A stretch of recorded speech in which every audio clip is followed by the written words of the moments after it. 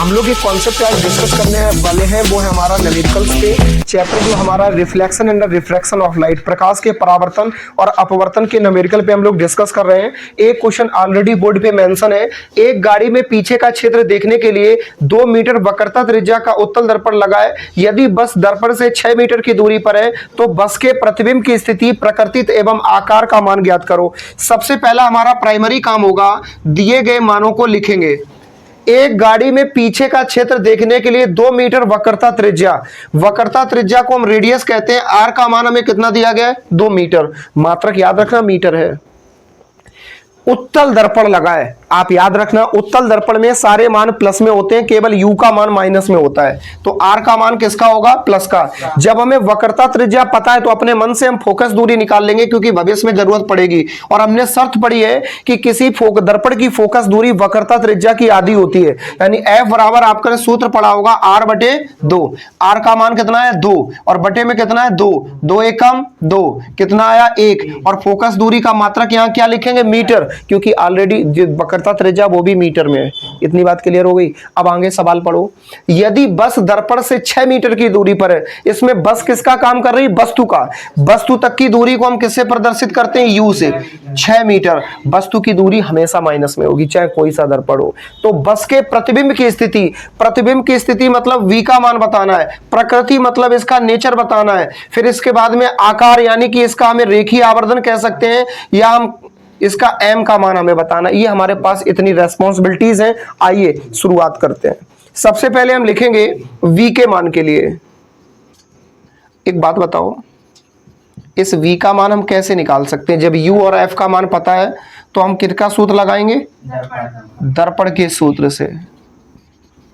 तो इसमें मान रखेंगे 1/f बराबर 1/v प्लस 1/, इस f का मान कितना है? 1। इस v का मान कितना है? पता नहीं।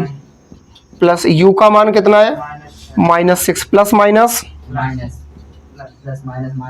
-1/, चाहिए माइनस का इधर आएगा, किसका हो जाएगा? प्लस का। यानी कि 1/1 प्लस 1/6 इक्वल 1/v। इसको हल करना है, इसका एलसीएम लेना है बच्चों। इसका एलसीएम कितना आ जाएगा? 6। 1 6 बन जा 6, ऊपर 1 से मल्टीप्लाई करेंगे। 6 और 1 कितना हो जाएगा? 7/6। दोनों पक्षों को पलट दो। 6/7 इक्वल v/1। इसको हम फाइनली लिख सकते हैं v बराबर 6/7। ये प्रतिबिंब की दूरी निकल आई। मात्रक क्या होगा बउआ? मीटर। आगे बढ़े। हमें केवल v का मान नहीं निकालना था, बल्कि स्थिति भी बतानी और प्रकृति भी बतानी है। तो पहले हम इस आकार और निकाल लेते हैं। तो लिखेंगे आकार के लिए इसमें सूत्र लगाएंगे m बराबर -v/u। माइनस तो सूत्र वाला हो गया, और v का मान ताजा निकला है प्लस में 6/7। और नीचे क्या लिखना है? u का मान हमें प्रश्न में दिया गया -6। तो यहाँ पे हम इंटू में रख देंगे। -6 बटे में आ गया, माइनस माइनस प्लस, 6 से 6 कट गया। m बराबर आ गया 1/7। बधाई हो, m का मान तो आ गया, लेकिन प्रतिबिंब की प्रकृति कैसी होगी? जो हमारा प्रतिबिंब बनेगा वो हमारा यहाँ पे आभासी प्रतिबिंब होगा और सीधा होगा, क्योंकि v का मान भी प्लस में और m का मान भी प्लस में है, और दर्पण के दाईं ओर होगा। यानी वस्तु बाईं ओर रखी और दर्पण में कहां दिखेगा? दाईं ओर। स्क्रीनशॉट ले लीजिए। नेक्स्ट क्वेश्चन पे चलते हैं। नेक्स्ट क्वेश्चन बोर्ड पे मेंशन है। सावधानी से सबसे पहले दिए गए मानों का उल्लेख करते हैं।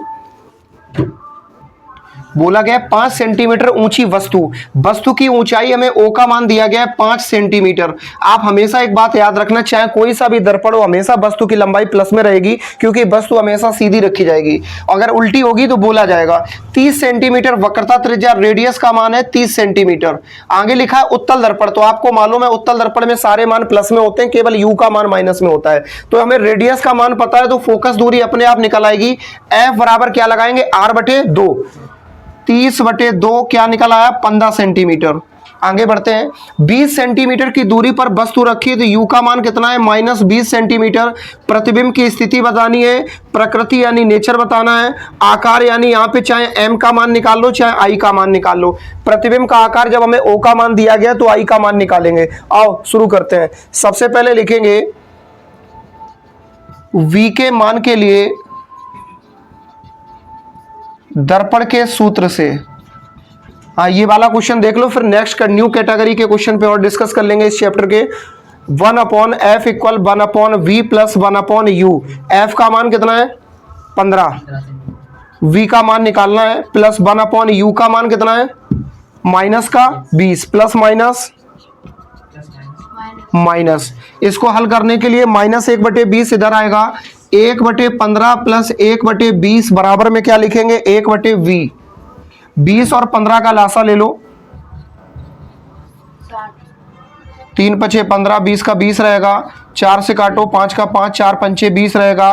फिर इसके बाद में 5 एकम 5, 5 चौको 20 दिया 60, लासा कितना आया 60, 15 चौको 60, 20 चौको या 20 दिया, बच्चे हैं तो कलाकार, 4 3 7/60, v बराबर कितना आएगा 60/7। देखने में लगते हैं कि इन्हें कुछ नहीं आता होगा, तुरंत पता है हाँ 20 दिया 60। आगे बढ़े, v का मान निकल आया, फिर i का मान निकालते हैं। i के मान के लिए हम नेचर बताएंगे, आप थोड़ा तसल्ली रखो, आंसर निकले तब उस हिसाब से डिसाइड करते हैं। i का मान हमें ज्ञात करना है, o का मान हमें कितना दिया गया है +5, माइनस v का मान कितना है, इस v का मान कितना है ताजा ताजा आया 60/7। अब ये कर लो बस। इस u का मान कितना है -20, जिसको डायरेक्ट यहाँ नीचे लिख सकते हैं इस तरह से, इंटू -20, माइनस माइनस प्लस, 20 दिया 60, i/5 इक्वल 3/7, 5 इधर चला जाएगा, i बराबर 15/7। बधाई हो, i का मान प्लस में आया तो प्रतिबिंब सीधा होगा, आभासी होगा। स्क्रीनशॉट ले लो, हम नेक्स्ट क्वेश्चन पे डिस्कस करते हैं। बच्चों नेक्स्ट क्वेश्चन बोर्ड पे मेंशन है। सबसे पहले हम दिए गए मानों को लिखते हैं, 500 नैनोमीटर तरंग दैर्घ्य। तो आप एक प्राइमरी बात समझ लीजिए कि दिए गए मानों को लिखेंगे, पूछे गए मानों को लिखेंगे 500 नैनोमीटर तरंग दैर्घ्य। तरंग दैर्घ्य को हम किससे प्रदर्शित करते हैं, लैम्डा से। लैम्डा बराबर हमारी फॉर्मेट क्या होती है 500 नैनोमीटर।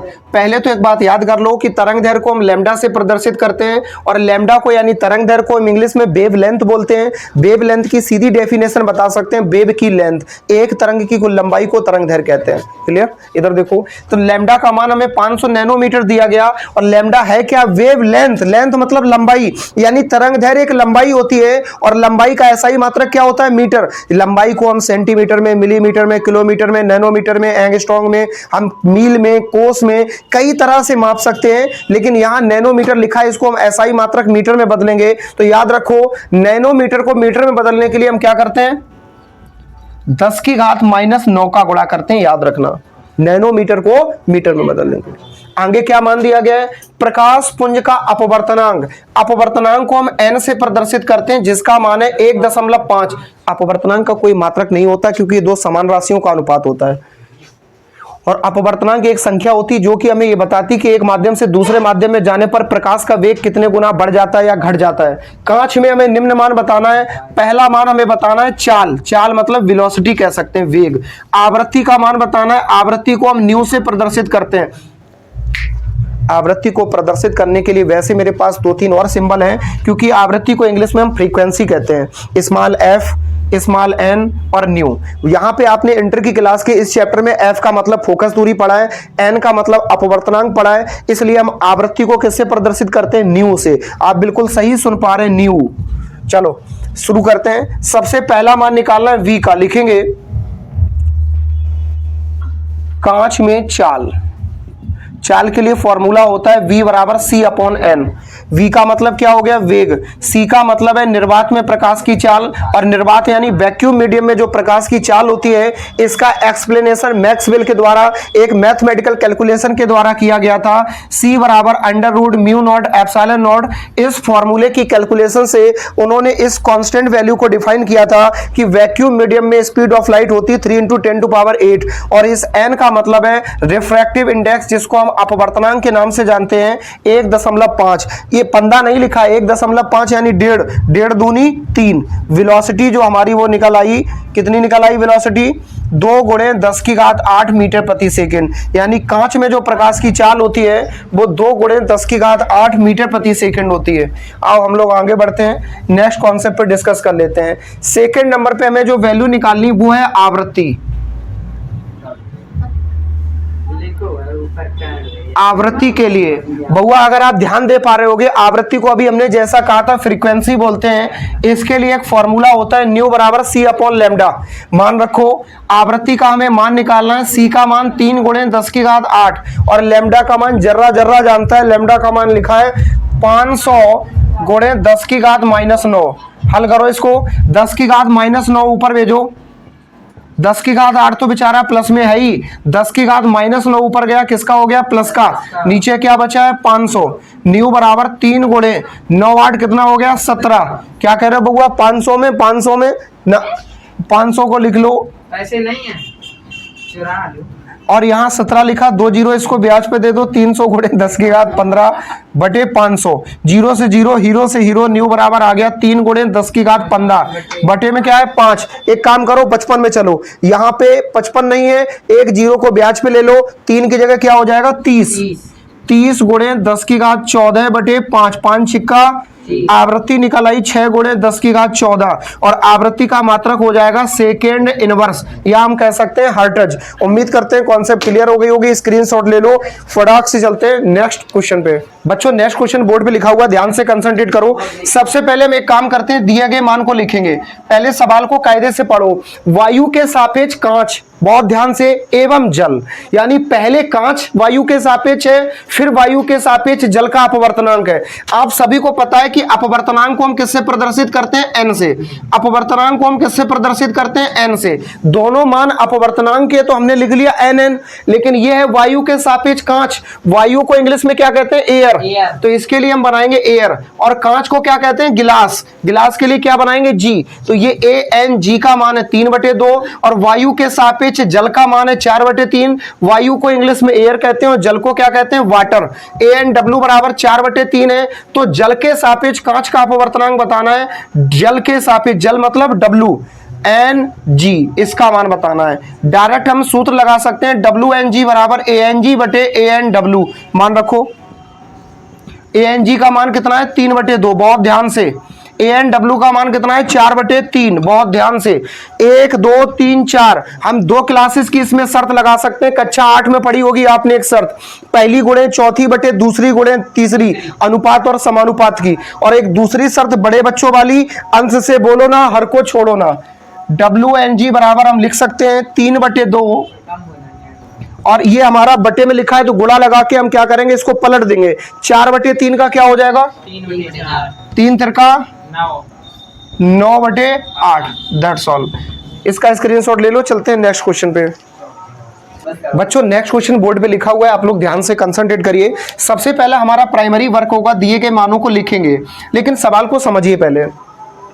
कांच जल के मध्य पृष्ठ पर क्रांतिक कोण ज्ञात करो। क्रांतिक कोण को इंग्लिश में हम क्रिटिकल एंगल बोलते हैं और किससे प्रदर्शित करते हैं सी से। क्रांतिक कोण जब बनता है यदि कोई प्रकाश की किरण सघन माध्यम से विरल माध्यम में जाती है और आपतन कोण का मान क्रांतिक कोण के मान के बराबर होता है तो अपवर्तन कोण का मान 90 डिग्री होता है, ऐसा हमने आपको बताया था। तो हमें क्रिटिकल एंगल सी का मान ज्ञात करना है। यदि वायु के सापेक्ष कांच एवं जल के अपवर्तनांक 2 है, इसमें अपवर्तनांक 2 दिए गए हैं। एक पहला अपवर्तनांक दिया गया वायु के सापेक्ष कांच, फिर दिया गया वायु के सापेक्ष जल। वायु के सापेक्ष कांच को लिखेंगे 3/2, वायु के सापेक्ष जल को लिखेंगे 4/3। ये तो 2 बातें स्पष्ट हो गई। आप घबरा ना जाना कि 4/3 हर बार ऐसे ही क्यों लिखते हो, लो एक ही बात है। अब हमें मान किसका निकालना है, सी का। एक बात ध्यान से सुनो, आपने अपवर्तनांक और क्रांतिक कोण में संबंध का सीधा फॉर्मूला पढ़ा है, n बराबर 1/sin c। एक बात बताओ, जब हमें c का मान चाहिए तो n का मान पता होना चाहिए, लेकिन ससुर यहाँ एक नहीं बल्कि 2 मान पता है n के। अब कौन सा रखें, तो सिचुएशन देखो, कांच जल के मध्य पृष्ठ पर, माध्यम वायु के सापेक्ष कांच नहीं है, माध्यम वायु के सापेक्ष जल नहीं है, बल्कि माध्यम क्या है, जल और कांच। तो हम सबसे पहले निकालेंगे अपवर्तनांक को, लिखेंगे पहले हम लिखेंगे WNG का मान चाहिए। तो WNG बराबर, क्योंकि यहाँ पे जो n है वो n नहीं है, वो क्या है WNG। तो WNG बराबर पहले सूत्र लगाएंगे, आप याद रखना हमेशा ANG बटे ANW, अभी पिछले वाले सवाल में यही लगाया था।